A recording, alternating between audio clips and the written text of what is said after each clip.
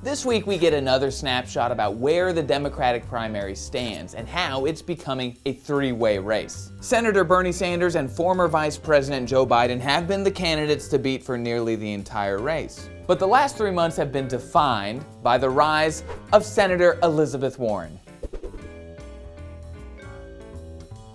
Bernie Sanders and Elizabeth Warren are two candidates who raised more money this quarter than last quarter. Now, most of that comes from small dollar donations, now the epicenter of fundraising on the Democratic side of the aisle. Mayor Pete Buttigieg and former Vice President Joe Biden raised a lot, but less than last quarter.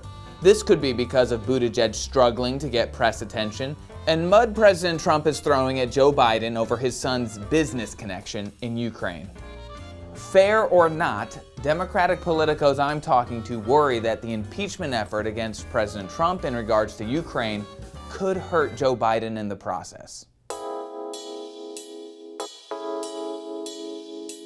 National polls show Senator Bernie Sanders losing momentum, losing ground to Senator Warren, who's now on a collision course to battle it out with Joe Biden. Both of them are polling above 20%. The next is Bernie with an average of 16%. Then the next is Mayor Pete and Kamala Harris at 5%.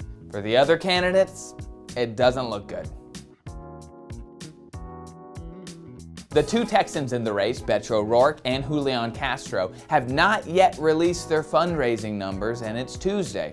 That is not a good sign. Often candidates are quick out of the gate with, "Look at how much money I raised." Usually candidates who don't do that are not happy with what they have. And Beto O'Rourke is polling around 2% on average across the country. Castro has less than that. Here's bad news for people who are thinking about watching the next debate.